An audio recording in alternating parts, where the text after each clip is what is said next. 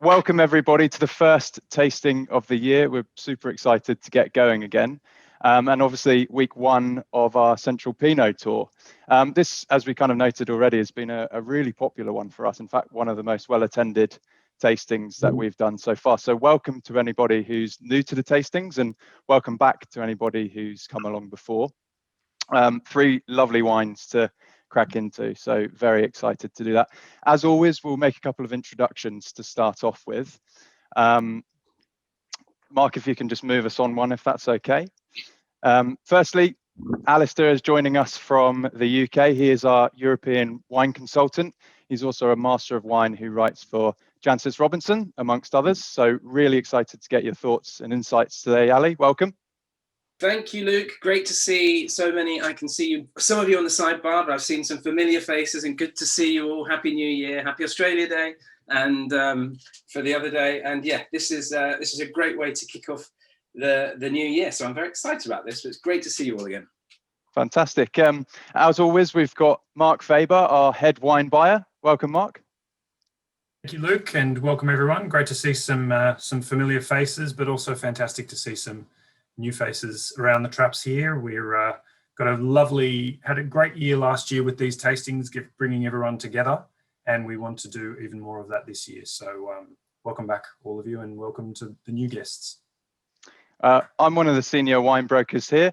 And finally, we've got our newly appointed head of events. So congratulations, Jane. And also, more importantly, our resident Kiwi in the Sydney office, Jane Moore. So welcome, Jane. Good evening, everyone. Really good event tonight to kick off the year with. So thanks for joining.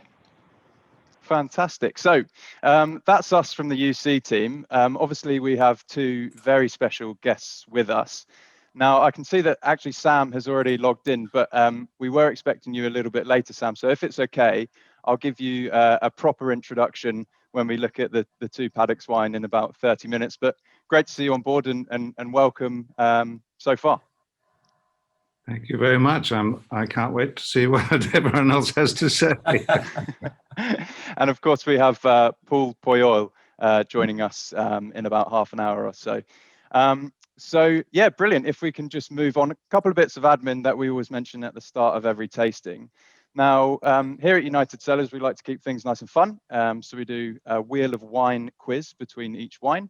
It's basically your chance to text in and win potentially a $50 wine credit. So we'll launch a question between each wine.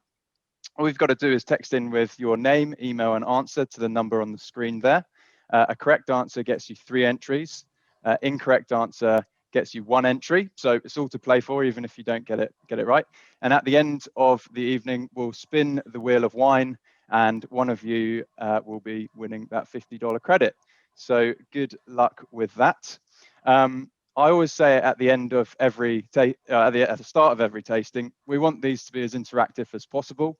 We love your questions and comments, and tasting notes. Creativity is always encouraged. We've got a chat box if you're not too comfortable unmuting and putting a question to our experts. If you are happy to do that, we'd love to hear you, so please do that. We're also streaming live on Facebook, so if you have any friends or family that you think might be interested, please feel free to share that link with them or tag them.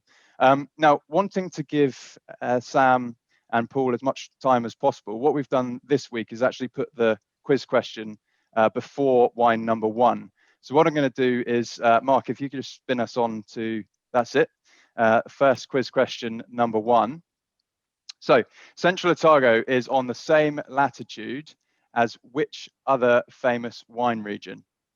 So you've got Burgenland, Austria, Willamette Valley, Oregon, the Biobío Valley in Chile, or all of the above. So just remember, text in just with the number 1, 2, 3, or 4 with your name, email, and answer, and we'll get you launched into the quiz. We'll probably do about 30 seconds to get your answer in, and then we'll start moving on. Just to give everyone a bit of, one of the most famous lines that a lot of people use with Central Otago is the fact that it is on the same latitude as Burgundy, as much of Burgundy. So people automatically think, well, that must be the reason why it's perfect for Pinot Noir. But there is something else that it's in line with here, which is what we're hinting at here.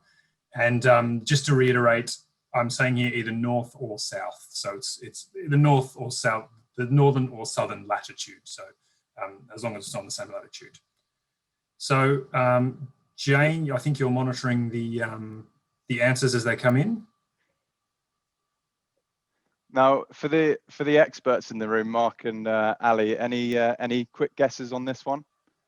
Well, I wrote it, so that's cheating. Well, yeah, no, it would be cheating. I do know the answer. Yeah, really. Well, Okay. So I'll tell you what. Let's give everybody 5 more seconds to get that in before I draw it and we get the answer in there. I should say also, I completely forgot. Please feel free to start sipping on wine number 1, which is the Charred Farm.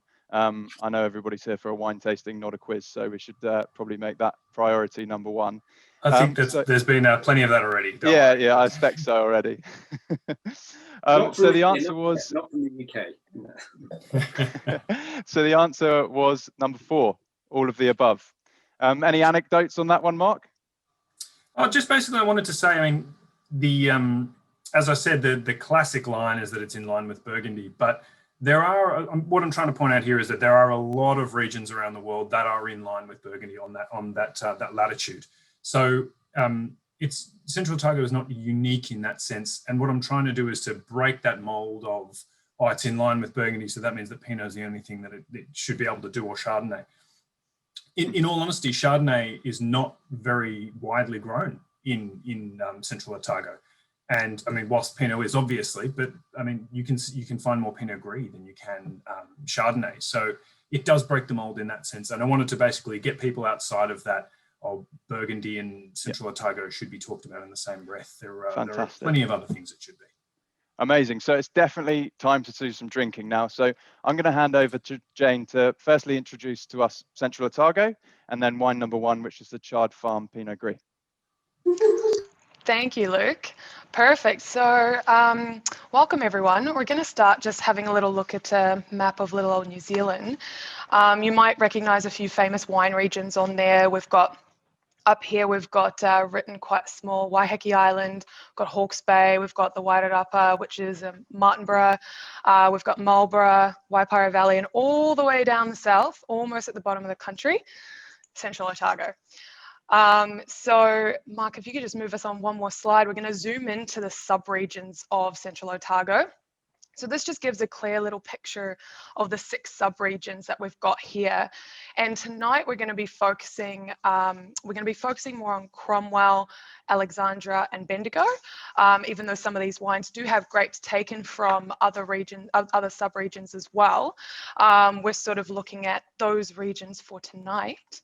So I might just get Luke to jump into our Google Maps, and we'll have a bit more of a topographical look at the area, and you'll be able to really see what makes it so unique. So if you zoom in just a little bit there, we've got Central Otago highlighted. However, if everyone can sort of see off to the west there, has everyone heard of Milford Sound? Anyone, hands up who's been to Milford Sound? We have a few? Yeah. Next question, the usual next question that follows that is, was it raining? This is the wettest place in New Zealand. So it has an annual rainfall of about 6.8 meters. So it's absolutely outrageous. It's usually raining there. However, with Milford Sound being so close to Central Otago, you wouldn't believe that then Central Otago is the driest place because of these mountains that are separating the 2 areas. It actually causes a continental climate in what is a maritime climate country because we're such a small island nation. So very, very unique, very dry area. Even the sort of, wettest area in Gibbston there will average about 650 millimeters of annual rainfall a year, which is an extreme difference from that Milford Sound area. So we've got quite a cool little place here. Now, one of the key things about Central Otago to producing Pinot Noir is what we call the diurnal shift. And so what that means is that when it's ripening, we have these really hot, dry days. However, overnight it drops nice and cool. So that allows the berries to ripen properly, but also retain the freshness and the acidity in the grapes, which gives us a really nice, well-rounded Pinot Noir. So Luke, if you just flick over to the first spot there, I am just going to point out Chard Farm, this first wine that we're all drinking, this Pinot Gris. These grapes are sourced from the Cromwell Basin here. So if you see the town of Cromwell is just sort of to the top there, yeah.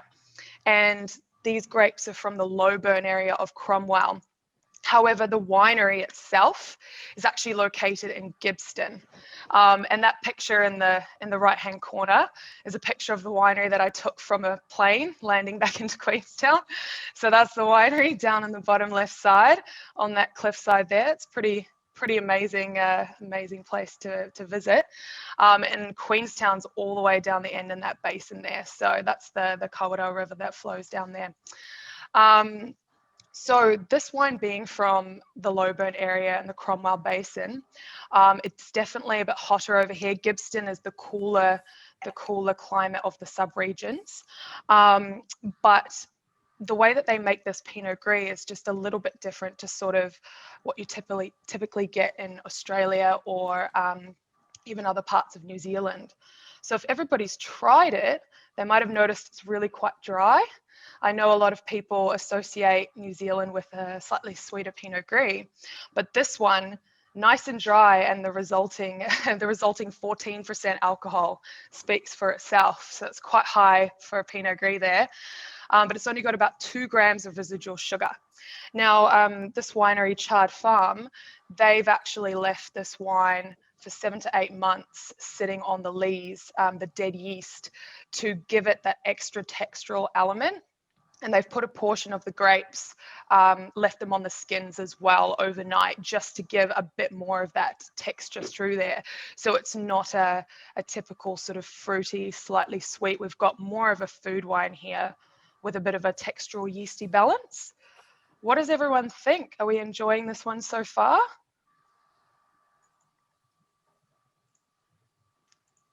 A few thumbs up out there. Very good. I'm seeing some hands. Beautiful. Interesting thing about this winery, it's called Chard Farm, not Shard Farm. It's not named after Chardonnay. It's a common misconception that the winery gets quite a lot. Chard Farm is actually named after the Chard family in the 1860s. They had set up a market there to feed local gold miners. So a lot of you Australians might recognise Bannockburn on here. There's a Bannockburn wine region here in Australia. So actually that area was named after the one here because we had a lot of Australians come over to Central Otago during the gold rush. So just to make it nice and confusing for everybody. And yeah, so this was named after that family and not actually Chardonnay.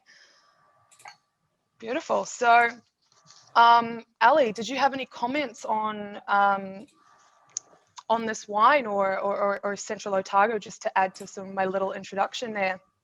Well, unfortunately, I've got the other wines. I've managed to get Sam's wine and I've got the Prophet's Rock, but over here in the UK, I couldn't get the Chard Farm. It's Chard Farm, isn't it? Yeah, Chard Farm, yeah. Before I make that mistake, so I couldn't get hold of this, but I'm a big fan of Pinot Gris, and I think actually it's quite a complex grape. And what you're alluding to here, I used to sell quite a lot of the Rockburn Pinot Gris, which is another Otago Pinot Gris. I don't know if you've tried that. And the thing that, over here in the UK, a lot of Pinot Grigio is drunk, and they're very different. They're the same grape, but very different expressions. So for me, Pinot Gris, and I think what you're hinting to here, certainly with that lees and that textural element, Pinot Gris is also a grape that has a lot of what we call dry extract. And that essentially, without getting too geeky, if you take out all of the all of the wet matter in a grape, and that you're left with these sort of solids in suspense. It can add that real textural element, and that's why Alsatian Pinot Gris with that spicy dry extract is great. And I think it's great to see in New Zealand, Otago for me is better at that style than that sort of off-dry style that we tend to find a little bit further north. So I'm a big fan of Pinot Gris. Obviously in Alsace, it's a grape that we ought to drink more over here in the UK. I know it does really well. I think it's the third most, or is it the second most planted white grape in New Zealand now? Second or third? I think it's ahead of Chardonnay now, isn't it? I think it would be at the second at this point, yeah. Or is it the third? I don't know, but I know it's growing in plantings over there, so it's great to see. But yeah, no, unfortunately, I haven't got this one, but I have got the next two wines. But yeah, that's just a little bit about it. And I haven't been to Central Otago. When I was due to come over, hopefully, well, last year we were thinking of going over to see Ripon and some of the wineries. But next time we can travel, it's been on my list for many, many years to get to. So great to virtually travel there today. No worries, thanks, Amazing. Ali. Amazing. So should we move on to wine number 2, which is the two paddocks, and get Sam involved? Sam, you've described yourself as being in the business of cheering up, and I guess most people are familiar with your work, considerable work actually, in film and TV. Maybe less so with your work on two paddocks. Perhaps whilst everyone is either pouring or sipping on the Pinot, you could tell us a little bit about how two paddocks came into fruition and how this wine came to start up. Well, my family have been in wines and spirits one way or another at least 150 years. My great-grandfather arrived here about the same time as the gold rush. There was an enormous gold rush in Central Otago in the 1860s. My grandfather, who was a merchant, arrived here and started, he did, if you're thinking of going gold mining, sell things to gold miners rather than do the digging yourself. And he did very, very well, particularly selling wines and spirits to thirsty gold miners. And so that's 4 generations ago. My grandfather and my father were all in the wine and spirits business. One, first Neil anyway, to grow wine myself. And that's because all my family always used to come up to Central Otago to camp, to fish, or always been keen fly fishing persons. No such thing as fly fishermen anymore. And they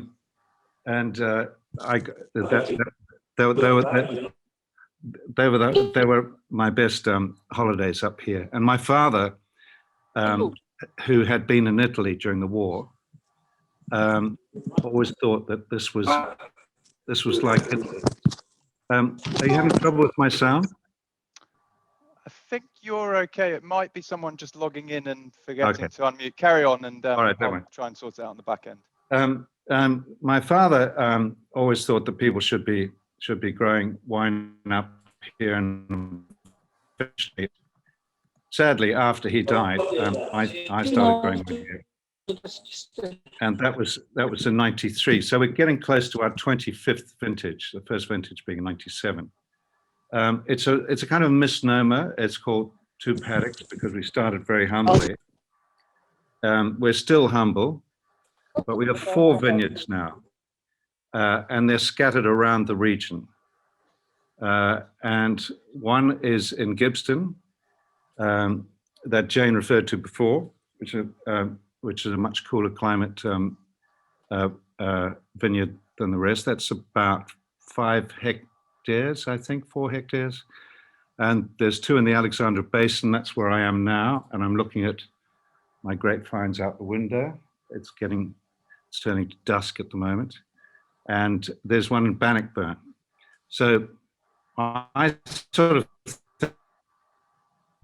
originality is an interesting thing. I tend to sort of downplay it a bit because it's hard enough to get people to understand that there is a place called New Zealand, let alone a region called Central Otago, let alone sub-regions within this little region itself. But I sort of think of Central Otago as being three big valleys. There's the Gippsland Valley, there's the Cromwell Basin, which includes Bannockburn and Wanaka and Bendigo, and the Alexandra Basin, which includes Earnscleugh and Alexandra and so on. So we have sort of a foot in all three camps, if that's the way one looks at sub-regionality, which is the way I look at it here. And this wine that you're looking at now is actually sort of flies against that, the business of sub-regionality. We actually produce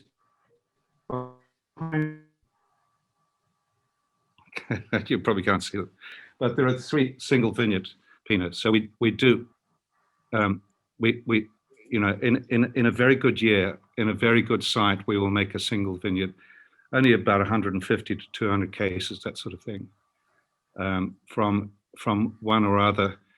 In a good year, maybe 3 of our vineyards. But our 2 paddocks Pinot, our sort of flagship wine, will always be a combination of all 4 of those vineyards.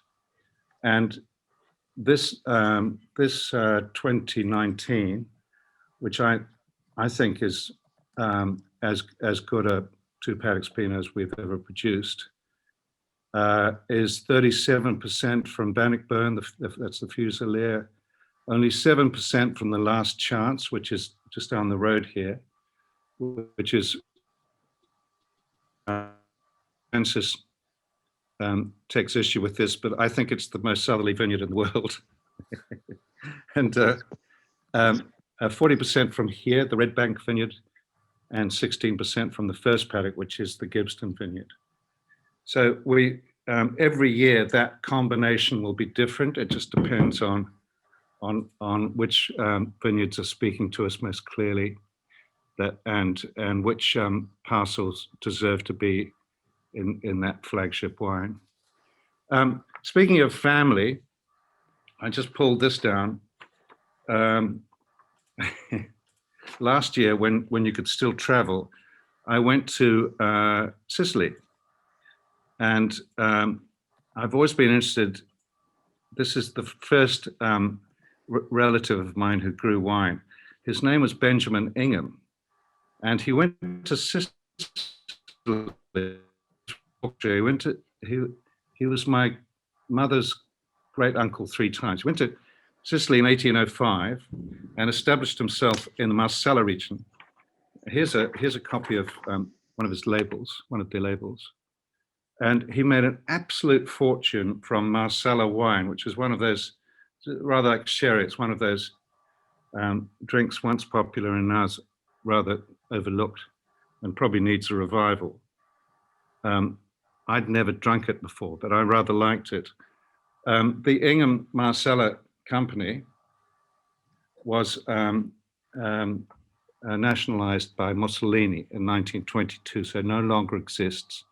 Just another crime from fascists all over the world.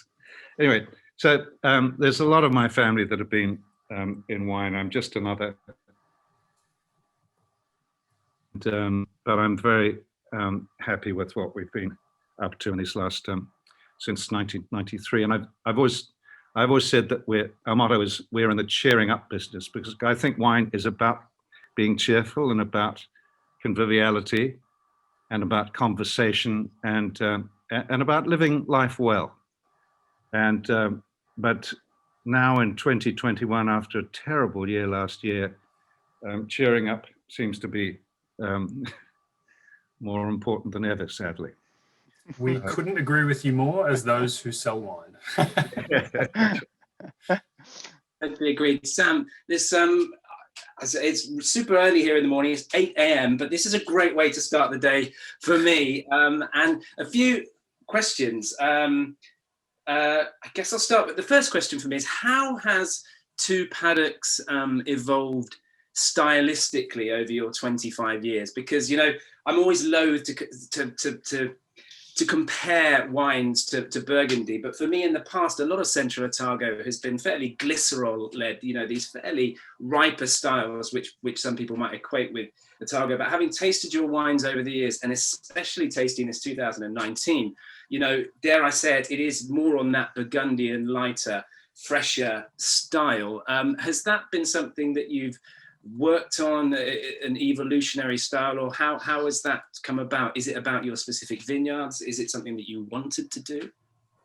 Definitely. I rather disapproved, without being too vocal about it, about those big fruit forward styles that people were producing profusely about 15 to 20 years ago. And I didn't like them that much. And I've always been in tandem with Dean, my winemaker, in that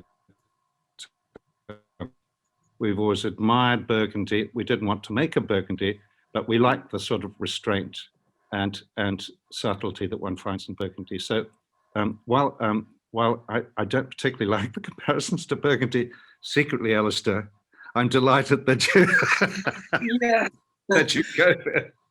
Well, it is that, definitely that more, perhaps elegant would be the other word for it, you know, rather than these bruising sort of big fruit forward wines that we talked about earlier on. The other thing to this, Sam, is this is just remarkable being in 2019, and I was fortunate enough to track it down over here in the UK. I managed to get a bottle of the Picnic as well, and then sourced this one, so I could open this one this morning. But is quite how well it's drinking at the moment. You know, for such a young wine, it's very, very expressive. I can imagine this will age beautifully, but it's drinking beautifully already.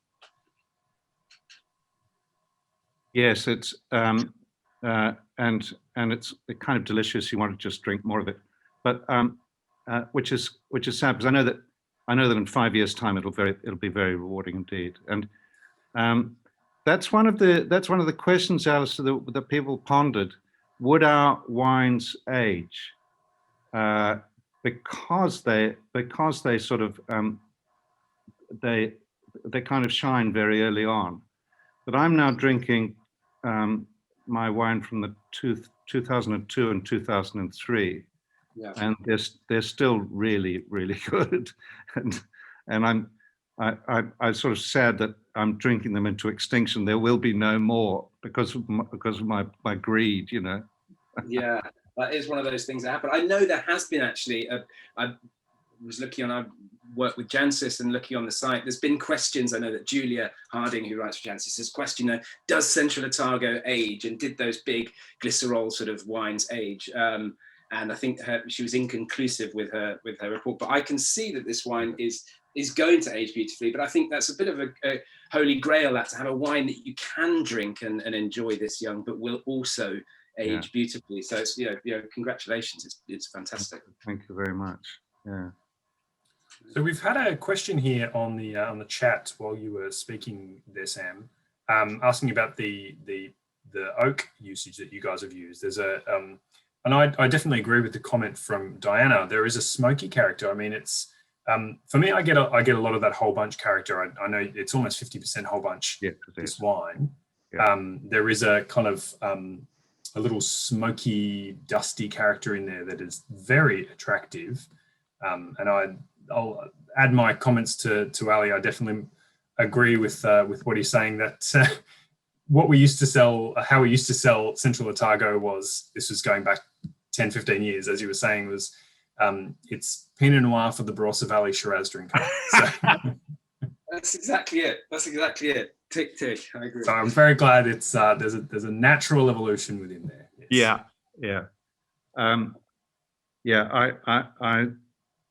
It's hard to shake that. That's sort of what people expected for quite a while. But now I think there's quite a few more people in my camp than there were before, and it's actually quite hard to find those big fruity styles now. I think that comes. There's a couple of things about that. First of all, it's maturity in winemakers. That's obvious. And the second thing is, I think, vine maturity.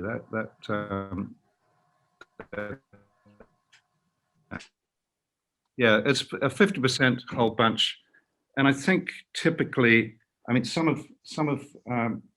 yeah, I think I'm right. Jackie is here, who runs it. It's about 25% New Oak on this, about 25%. Yeah, that would be average for most years with, yeah, about 25% New Oak and if I might ask as well, did you just more from the business side of things? I mean, did you, when you started in 1993, did you buy vineyards yourself that were established, or did you establish all of the vineyards yourself?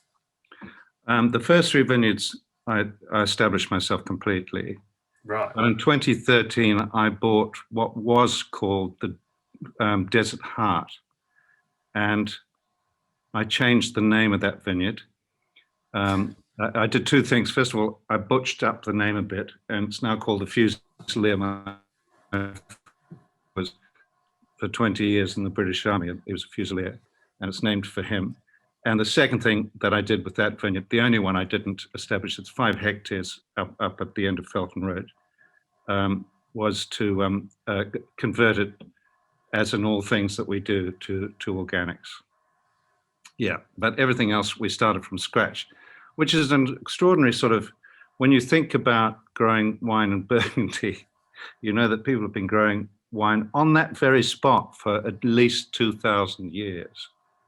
Here, you're looking at a site and going, I think that might be, that might work. Let's do a little science and see if the soil and the the disposition and everything else appeals. More than anything, I think all those 3 vineyards that I established myself, it was sort of in a place. If you felt, if it spoke to you in a sort of spiritual way, then that's where I wanted to be, and they all did that. Most particularly the last Charts, which I think is one of the most beautiful vineyards in the world. Amazing. I'm keen to open the floor and get an understanding of what our guests think of the wine. We've mentioned Burgundy a few times, and I know that Stephen and the Colmers more broadly are massive fans of Burgundy. Stephen, if you can unmute there, would you like to give us your thoughts at all? Any comments? Thank you very much, Luke. I actually like this wine. I love the commentary that Sam's and Mark and Alistair have already articulated. It's certainly a shift from what I understand to be a Central Otago style. To me, it drinks a lot more like a Martinborough. I hope that's not offensive, Sam. In that it kind of reflects, and it reflects me a little bit like a Dry River. And I really do like the Dry River Martinborough. It's a lot more savoury, and I get the savouriness from this wine. It has a really wonderful balance on the nose between kind of cherry and forest floor. It really is an outstanding wine, in my opinion. Yeah, lovely wine. Well, thanks. I'm happy to be in bed with Dry River. I like their wines very much. And the Martinborough connection is well advised, because Larry McKenna who is Martinborough Vineyards and then Escarpment, he's been with me from the beginning. And Larry comes down 4 to 6 times a year, walks the vineyards with us, spends half a day in the winery with Dean. And so he's been there from the very beginning and has been absolutely central to our story. As the captain in New Zealand, and he makes wonderful wines. So I'm happy to be in bed with him in a figurative sense. Well, if you're sharing a nice glass of Pinot, it's not too bad. He's a charming man. Yeah. Danny, you always give us some really interesting food pairs. What's on your dish today? Hey everyone. Look, this is delicious, and I got to say it's like opened up over the last hour. We're having some Gruyere cheese with some pork salami and some pate, and I've got to say it is delicious. The pairing really brings out the best in the wine. So Sam, Ali and I are going to come over and we can crack some of those 2002s and we'll have a great time. We'll bring the food. Yes. And he's talking about both Ali and Ali. So there you go. Yeah, I was just checking. I'm still invited there, Dan. Yeah. Yeah. If Sam will have us, I'm there in a heartbeat. Very welcome. I think actually it's great to hear that. I think Mark has said on the chat that Danny, going with your match there, for me, I get this kind of bacon fat kind of thing with this wine that I get on. It can be a whole bunch thing, but I do get with some Burgundy, and I think Martinborough Stevens Dry River call is fantastic. I totally see what he's saying there. There are stylistic similarities there, but Mark, you say as well, like cured meat. This does smell actually in some ways like a kind of a cured meat thing. So I think Danny's got the match bang on there with what you've got. Yeah, absolutely, and I can see it's like we're saying, that evolution, and it's kind of. It's part of a wine region growing up. It's part of winemakers learning their territory, their terroir, so to speak. But I think, as you touched on, Sam, it definitely is.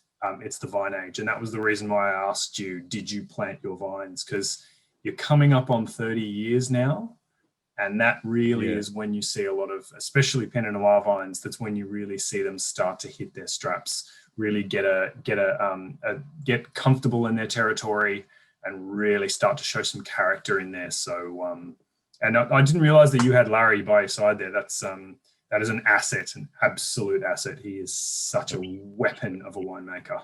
Yeah, that's right, a weapon.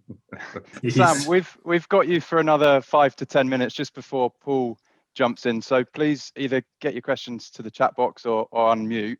I had a couple more generic ones up my sleeve, Sam, that I hope you'd appreciate. The first one is no doubt you've drunk wines with some very famous and influential people. I'm sure our guests would be interested to know who has the best cellar that you've ever drunk wines from. Oof, good question. Oh my God, that's a tough one. But if you're talking about celebrity drinkers, it was some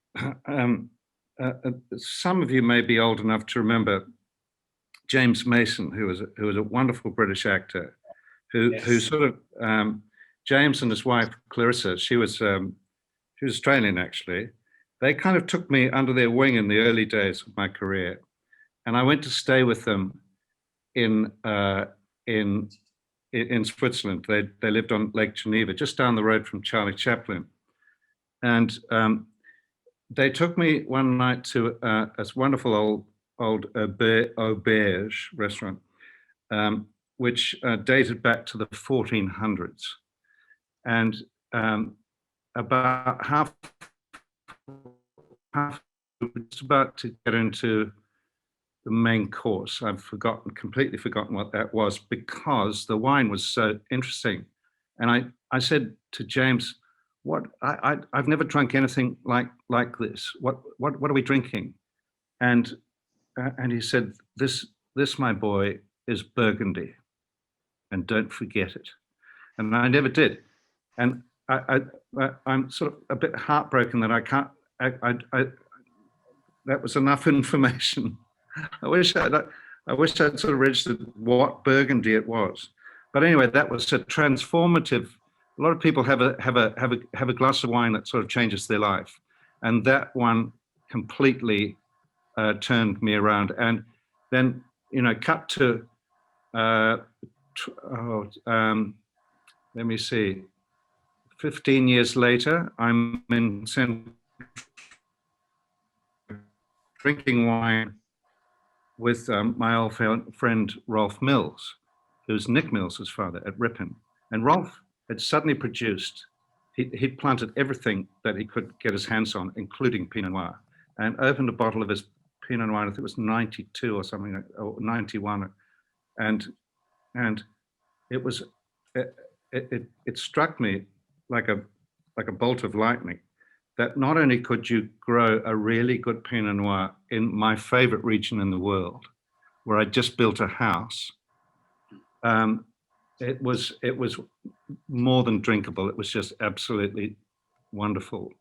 So those two glasses of wine lead me to this and to that bottle of wine, and I think I'm always thankful to James and to Rolf for completely changing my life with opening those 2 bottles. It puts you on the path, and down the rabbit hole you go. It's a dangerous one. Absolutely. And Amazing. usually an expensive one.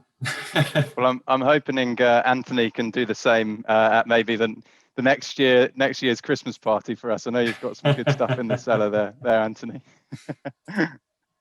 Always welcome to come join me. Fred, you had a question about Martinborough and the comparisons with Central Otago. Would you like to unmute and give it to us?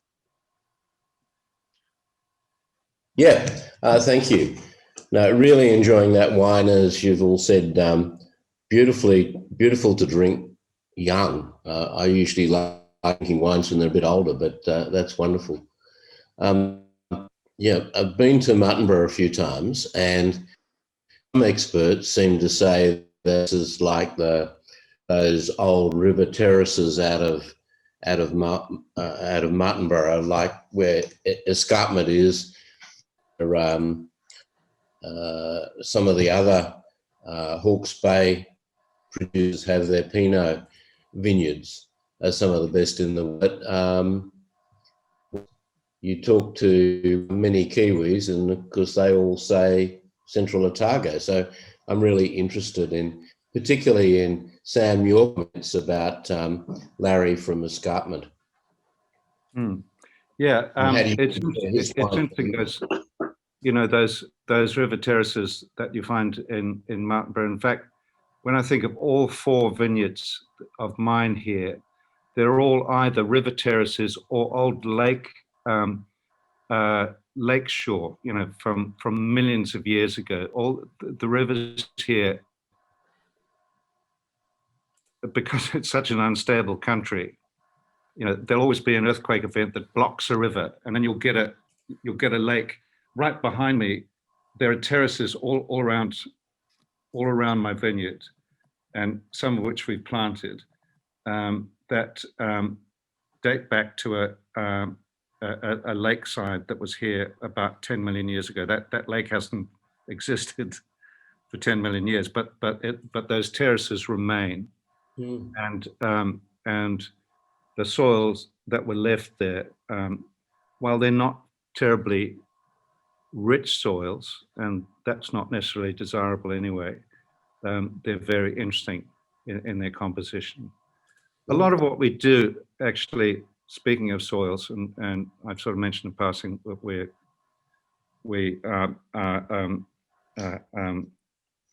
completely a lot of biodynamic processes, because I'm a bit of a wild-eyed crazy about soil health, and everything we do here is about restoring nitrogen levels, and I can see just over the top of the computer my Highland cattle, because my vineyard manager, who's even wilder and crazier than me about these things, insists that Highland cattle produce better manure for biogenetic processes than your normal cow. I'll take his word for it, but they're very attractive anyway. But yeah, sorry, I got diverted onto a soil thing. Thank you. Amazing. So unless anybody else had any questions, I might leave the floor open for a couple of moments for anyone to unmute. It looks like there's nothing on the chat box. I've got a couple of things to say, Sam. First of all, it's good to see that you've caved to Jancis's suggestion of putting your name on the bottle, which I know was something I think you were loath to do. But in fact, Alistair, it's the reverse. We were having dinner one night in London. She said, "I hope you don't put your name on the front label." And I said, "Is that right?" I said, "No, of course I wouldn't do anything so vulgar." And then I'd been under pressure from Jackie, who's sitting over the road. You've got to sign the front label. Come on. And I said, no. Jancis said it's vulgar. But then we opened a bottle of Richebourg, and I saw Madame Leroy had signed in very small. Yes. Yeah. I thought, well, if it's good enough for her, I'll sign it as well. But yes, there are first of what you suspect. Interesting. I got it the wrong way around. And just one, I've got one more sort of maybe question or point really. It's, you know, this is weighing in at 13% alcohol, which, you know, goes against, again, perhaps what we might think about Otago and perhaps these 14.5% wines that we were seeing. Is this, are you actively having to pick early? Is this something that you're really focusing on to keep those alcohol levels down, or does that just happen because of the southerly nature of your vineyard? No, on the contrary, we're actually, it's always touch and go whether we will get to sufficient ripeness. Okay. And that's because we are so southerly. No, there's actually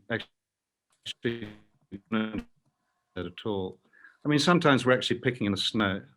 It's, you know, we're on the very edge of viability here, but that's what's rewarding really, is when you get over the line and you think, oh, it's all against us. I mean, for instance, this year we've had an incredible winds. A cottage on one of my vineyards, the whole veranda blew off, and 3 tons of material were deposited at the other end of the vineyard, which is a bit alarming. Here at this vineyard, we had floods that just cascaded off the hills just after Christmas, and I couldn't get up to my house for a couple of days, which is a little distressing. So, I mean, anything is possible, and anything can happen and will happen. I mean, we are in the roaring 40s here, and it's a very, but when things go right, it can be very rewarding. In 2019, that bottle, I think, represents the best of Central Otago. Amazing. Looking great. It's looking really great. Well, amazing. Right, well, Sam, thank you so much for joining us today. I know Paul's waiting in the wings and we've just gone over time. I know that you're a supremely busy bloke, so we look forward to seeing you on the screen and hopefully tasting more 2 paddocks. From all of us, thank you very much. Thanks so much. Thank you so much for joining us, Sam. Cheers, Seb. Pleasure. Sam, appreciate it, mate.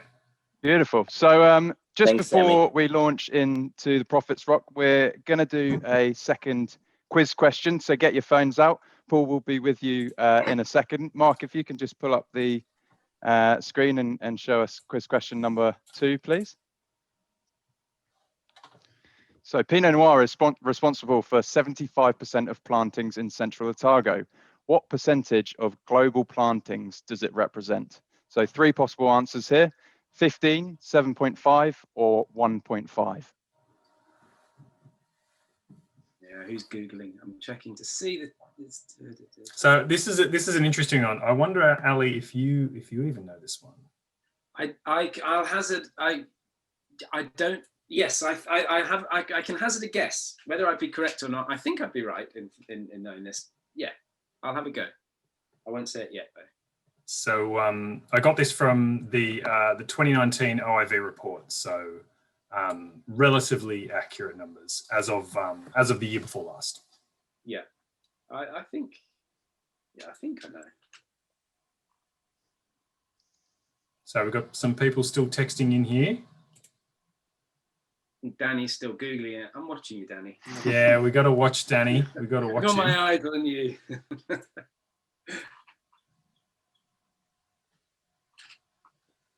All right. I think that's about enough time, Luke. Yep, we're keen to get into the Prophet's Rock. So Mark, do you want to give us the answer for this one? Absolutely. So the according to the OIV statistics as of 2019, of the 7.4 million hectares of vines planted across this planet, there are 118,000 hectares of Pinot Noir, which equivalates to 1.5%. Yes. Amazing. 1.5%. So Ali, bang on. It is an absolutely tiny percentage, despite the popularity of this grape variety and how many people are trying to master it. it is a very, very hard grape variety to come by. So Brilliant. we're very lucky to have a region like Central Otago just on our doorstep where they do make so much of it. So, and one of the great winemakers of Pinot Noir is, in my opinion, and certainly in the context of Central Otago, Paul, who's somewhat of a celebrity winemaker in my opinion. Paul, quick introduction for our guests. He's worked in Marlborough, Languedoc, Alsace, and most crucially for Pinot Noir, Burgundy and Oregon. He became head winemaker of Prophet's Rock in 2005. And this year, Paul's expertise has earned him a finalist spot in New Zealand Winemaker of the Year. So very lucky to have you on board, Paul. Welcome. Yeah, thanks for having me. Let's crack on. I know everybody's itching to get into wine number 3. Perhaps you could give us a bit of a kind of description on this particular one. Sure. So this is our 2017 Prophet's Rock home vineyard. So we're a small producer with 3 small sites, one of which is the home vineyard. And this vineyard is located on a high elevated terrace in the Bendigo subregion of Central Otago. So you're shifting area in Central Otago between the last wine and this wine. Also stepping down in production value and screen experience, that's for sure. So the home vineyard is located quite high elevation. So the top of the vineyard's at 400 meters, which for Central Otago is quite high. Like, you've got to remember, being the southernmost region in New Zealand and pretty much the world, you know, you're right on the edge of where Pinot's viable, as Sam said. And so above 400 meters, things start to get a bit too cold. And the site is on very interesting soil, and the way that this terrace was formed was by the first of the main glaciations that shaped the valley. And so that was 650,000 years ago. And so basically at that time, ice filled the valley to the level of our vineyard. And so what that's meant is that the soil on this vineyard's quite old for the valley, and the schist rock parent material has been weathered down to clay and released all the calcium inside it, and you've had the formation of clay and chalk soils, which is quite unusual in an area that doesn't have a maritime origin, you know, like say Burgundy does. So that's where the wine's from. The vineyard is quite small. It's 7.5 hectares, and 7 of which is Pinot, and 0.5 hectare of Pinot Gris that we make into dessert wine, a Van de Pie, dried straw wine. So to run you through maybe a little bit about the wine. So it's from the 2017 vintage, which for Central Otago, broadly speaking, was quite cool. You know, quite cold temperatures through the spring, which led to low yields in the region. So if you imagine the fruit, it was small bunches with small berries packed with a lot of flavor, but the yields were very low. So there aren't big volumes out of 2017, and certainly not from our site either. And then the harvest period, though, was quite settled. We didn't have any weather events that really interrupted picking. So we were able to get the grapes fully ripe, but reasonably late. So right at the end of April, which, say, in a Burgundy context would be late October. So a fairly late harvest for Pinot, but at full ripeness with low yields and lots of concentration. So that's a little bit about the season. From the region, it produced a small volume of very concentrated wines, and one could be forgiven for thinking they were from a really warm year because they're dense, they're quite dark in colour, but actually the season was very cold. So that's a little bit about the origin and the season. To talk briefly about the winemaking aspect, starting with the vineyard, the yields are really tightly controlled. That's definitely been a focal point of mine through all the countries and regions I've worked in. So in this case, they were even lower than what we were shooting for. So we were around 3 tons per hectare. So we were down in the sort of 20s if you're talking hectolitres, which is pretty low. So lots of concentration. Everything's handpicked at our winery anyway, so that bit's straightforward. And after sorting, the wine was fermented without any addition of sulfur, so wild fermentation. And a key feature of our vinification and house approach, if you like, is extremely low extraction. So this wine was only hand plunged once for the whole of fermentation. Wow, that's fascinating. Paul, great to have you here and great to taste this wine. Now, over here in the UK, I don't know if I'm over in the winter of England over here, Sure. and I couldn't get hold of the 17, but so I've got the 16, which is obviously a different wine. What I love the grip that there is on this wine. It's interesting just going to what you're saying about the extraction there. This has got a lovely ferrousy, irony, kind of bloody character, but real grip. And again, it's a wine like Sam's wine that is drinking remarkably well now. But this to me looks like a wine that will age and age and age. And just going through, if you're really limited on your extraction, can you sort of equate that grippiness with your extraction methods, etc.? Was that the same with the 16 with your extraction? Is that a sort of house philosophy?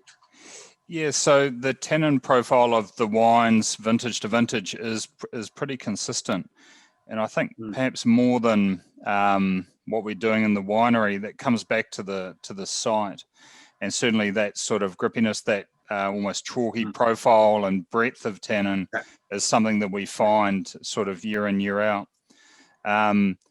But in terms of coming back to the winemaking side of it, it wasn't always like that, because it's a journey that I've made with the vineyard to try and understand it and work out the winemaking approach that works best for that site. And so what's interesting about extraction, so you're fermenting your Pinot and you're thinking about, okay, what am I going to do to it while it's fermenting? Am I going to plunge it, pump it over? You know, you go to university, they fill your head full of ideas. I guess even the term winemaker implies action and doing lots of stuff. And so sometimes it is harder to sort of do less. But what I found was that when I first got to Central, I'd come back from France and then Oregon after quite a long stint overseas.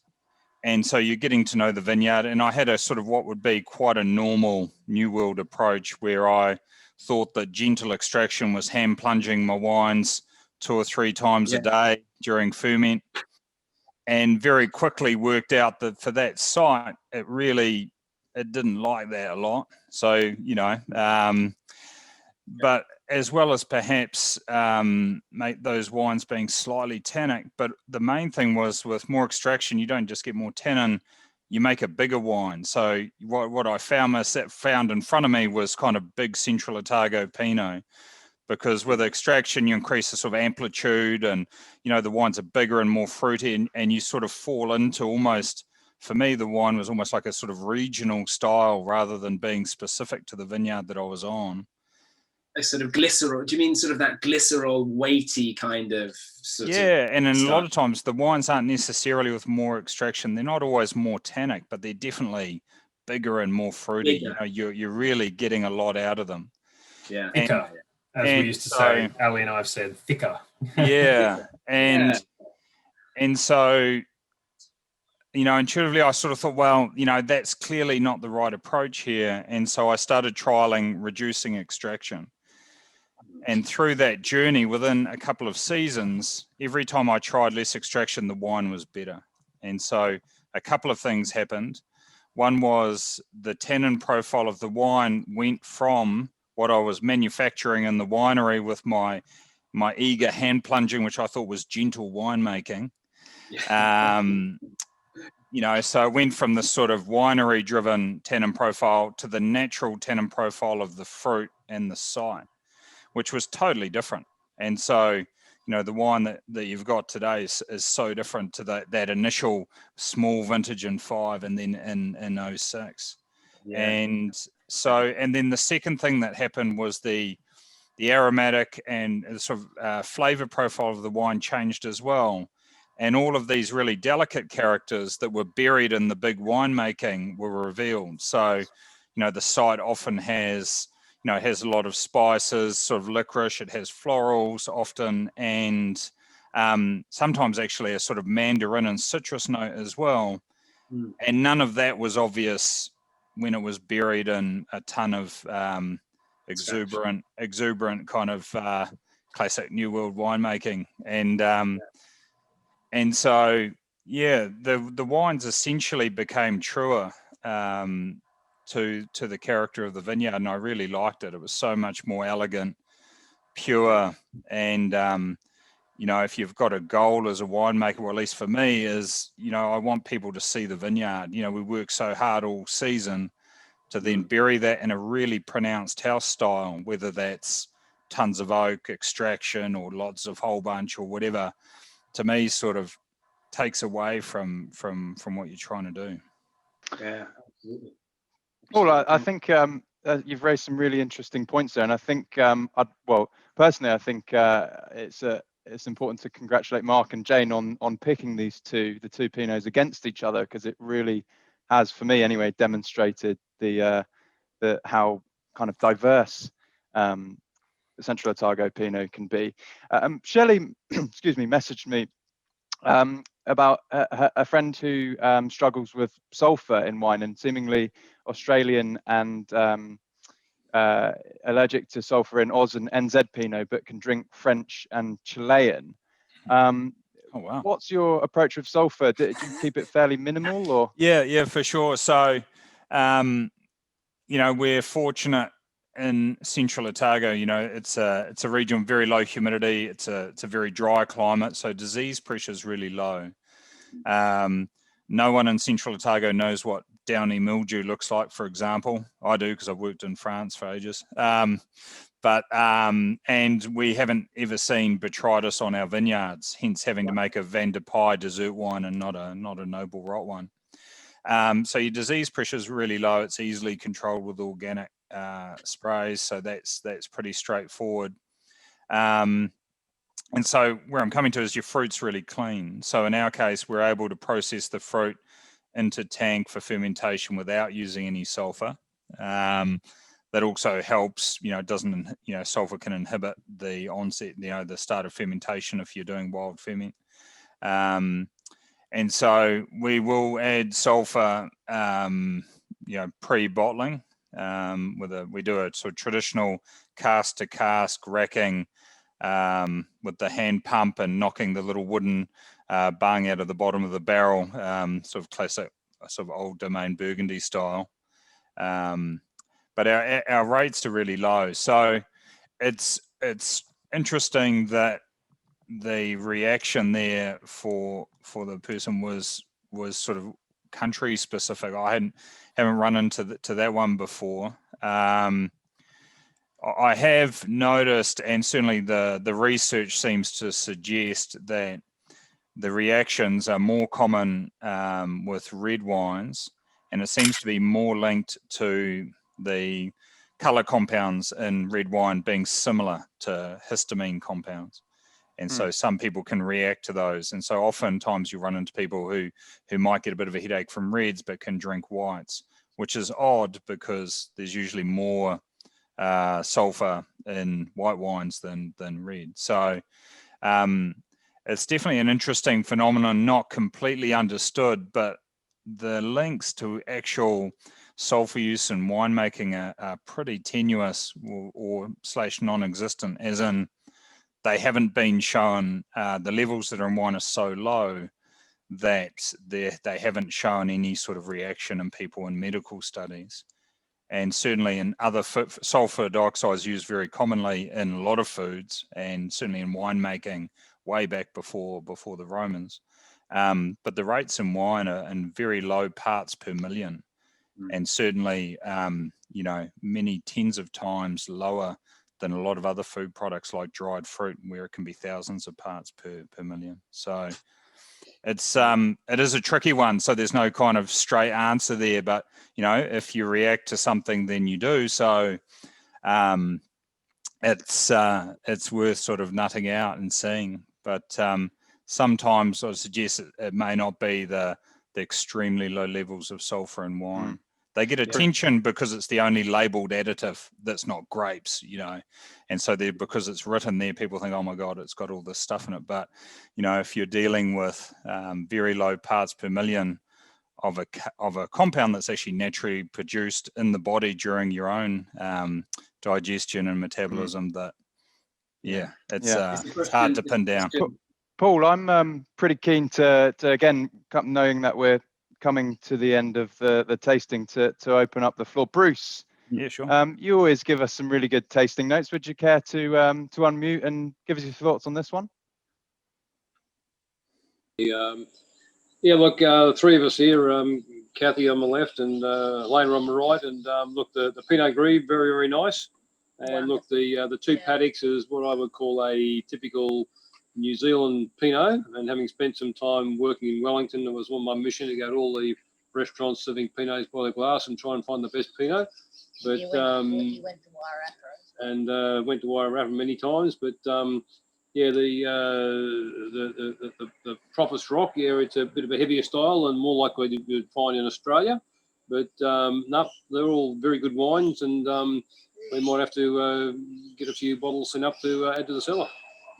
Fantastic. Well, we can definitely help you out on that one, Bruce. We'll let you know in a second. Don't worry about that.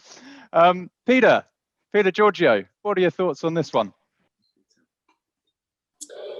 Hi, everyone, and Happy New Year. Lovely wine, this one. Paul, just the way that you were talking then, I was reminded of something that Saint-Exupéry, the guy who wrote The Little Prince, said that perfection is not when you can add anything more, it's when you can't take anything away, when you can't add anything less. So seems that you've been moving down that route, letting the wine speak for itself. Fantastic wine. It's just amazing the difference between the color and everything between the two paddocks, and this, both wonderful wines. I don't like that word pitted. I love enjoying wines from all over the world, and they're both wonderful expressions of just really a fairly small region, and yet so many differences. This is going to age so well, so I'm definitely going to be getting a little bit of this and putting it away in the cellar, but I think I'm going to enjoy opening a bottle every year for the next, hopefully, I don't know how many years, but wonderful wine, this one. Well done. Very much Peter. agree with you, Thanks Peter. so much. Yeah. Paul, I've just had a question come in from Phil, just asking for your reasoning behind using cork as opposed to more common Stelvin in Central Otago.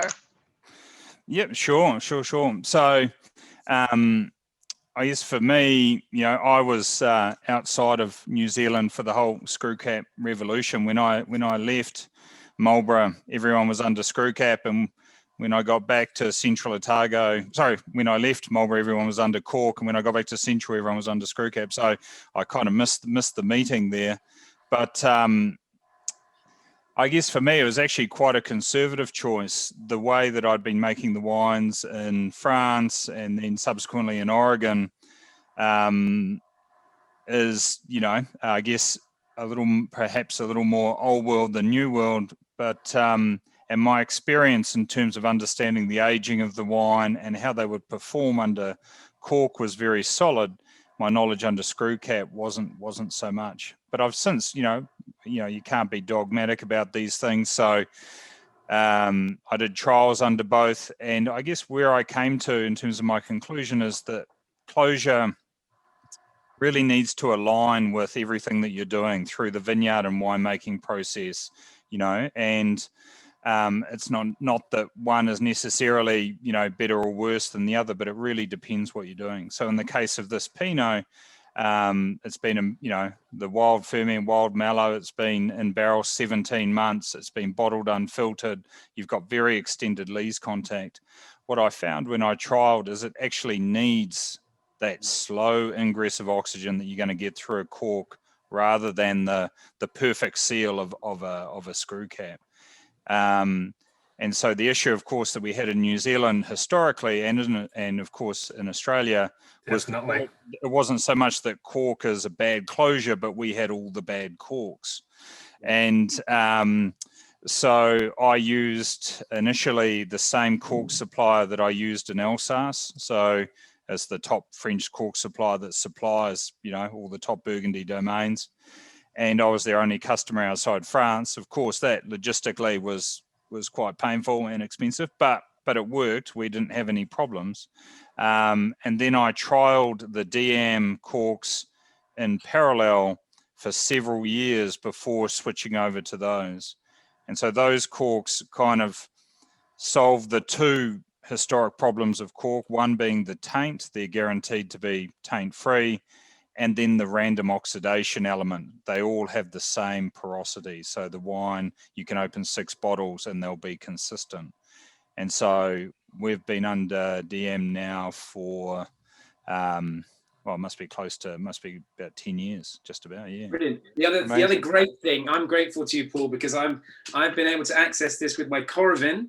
Oh, it's a Coravin salesperson. Here we go. I have no interest in Coravin at all, apart from the fact that, and I have popped on. So I opened Sam's, the 2 paddocks as well, with the screw cap thing that you can use for Coravin. But this will keep it for about a month or 2, I believe, under 2 months.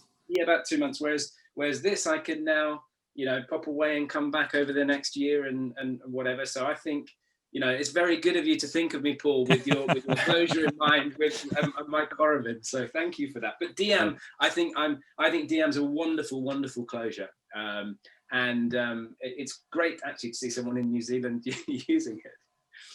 Yeah, and like I say, I'm not sort of, you know, anti screw cap or anything like that.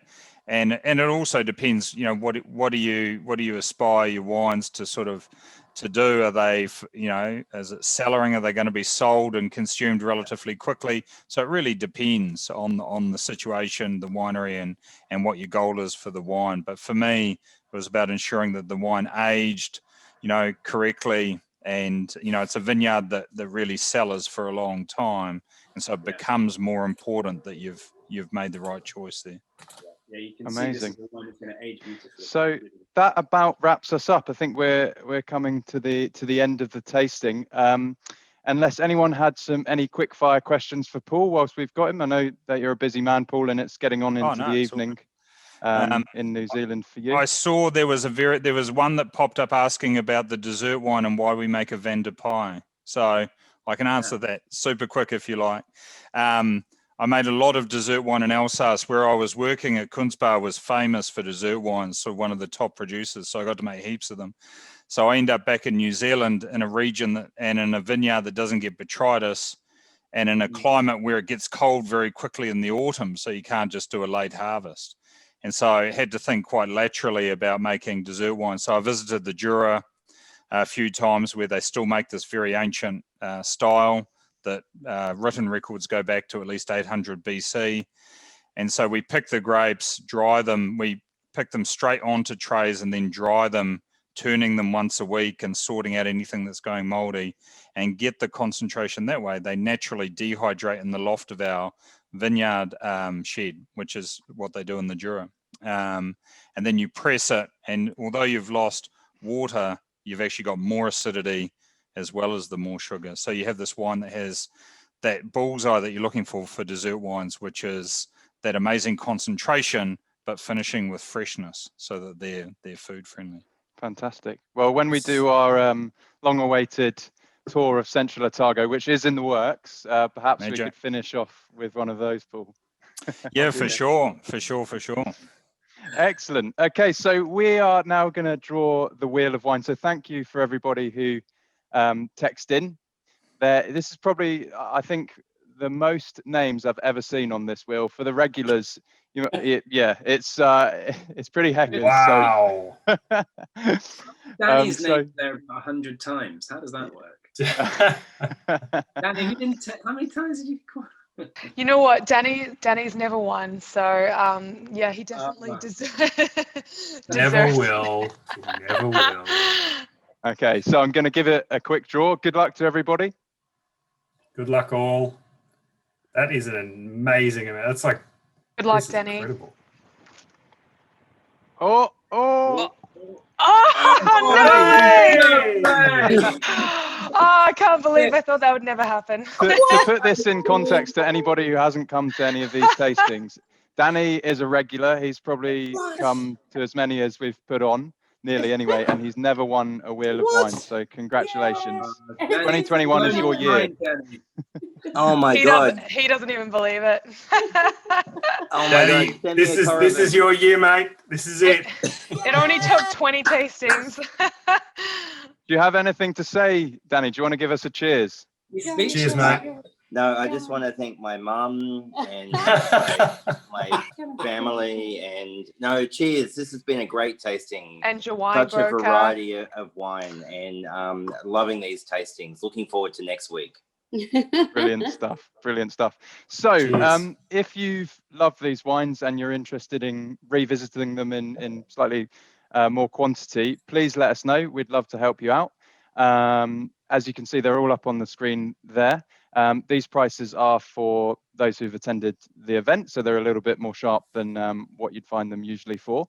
So you can either get in contact with your broker. You can text, if you don't have a broker here at United, just text the number on the screen there with your name, the wine and the quantity, and we'll help you out. And jumping into 2020 and 2021, we also have a QR code. So if you're by your screen and you want to give that a scan, it will take you directly to the website in which you can order it. But I'm not sure if we worked out the technology to get the web price at the same level as the event price. So I would say just text us just to be on the safe side. Just to be safe, probably a good idea. Yeah. I think tonight was a fantastic representation of what I would classify as kind of the future of Central Otago. We really wanted to break the mold and break those the shackles of kind of 15 years ago, as Sam was saying at the start of the tasting. So I think we've kind of shone the light on this, and hopefully you guys have seen what the potential could be of this area. So very excited. Fantastic. I was really impressed with that, and thanks to Paul, who's still here. Thanks so much, Paul, for sharing that, and to Sam, who's left us. I'm really excited about next week. You know, if there's one region that's probably top of my list in the world to go to that I haven't been to, it's Otago. And when things are back together and I'm down seeing you guys in Australia, I cannot wait to get over there. And I'm really genuinely excited about next week. I love those wines. So thank you so much, Paul, for sharing it. Well done, Danny, and great to see you all again. Yeah. I'm just looking at the gallery view. I'm not sure who has a cuter dog between Peter and Danny and Alison. It's a pretty tight one. Tight race. But anyway, we're getting distracted, and I'm sure everybody wants to crack on. Just to let you know, if you love this tasting and you want to attend more, we'd love to have you. If you're Sydney based, we've got our tour of Rosé happening on the 11th of February. Tickets, obviously due to COVID, are slightly limited for that, so please let us know if you want to come. We'd love to have you. Alternatively, if you want to try Rosé from the comfort of your own home, on the 11th, we've got an online tasting as well, where you'll be tasting 3 of the highlights. On the 18th, this is one that I'm really looking forward to. We've got Alistair pitting in the corner for Old World, and Andrea, both Master of Wines, debating the big fight. Yes, debating the merits of New World. Both will have 2 wines to try and convince you which is better. That's a very hard task to do, but I'm sure they'll give it a go. And then one a little bit left of center, on the 25th of February, we've got Japan's Grace Wines. So that is one not to be missed if you're into, you know, something a little bit different. I'm again super excited to understand more about those as well. So please let us know. Again, give us a text to the same number, and we can help you out, or get in touch, and we'll sort you out with those. But yeah, to echo Alistair and Mark's comments there, thank you all for coming along. If you want to stay on the Zoom, we'd love to have a chat with you and you know, finish off your drinks. But if not, really looking forward to seeing you next week.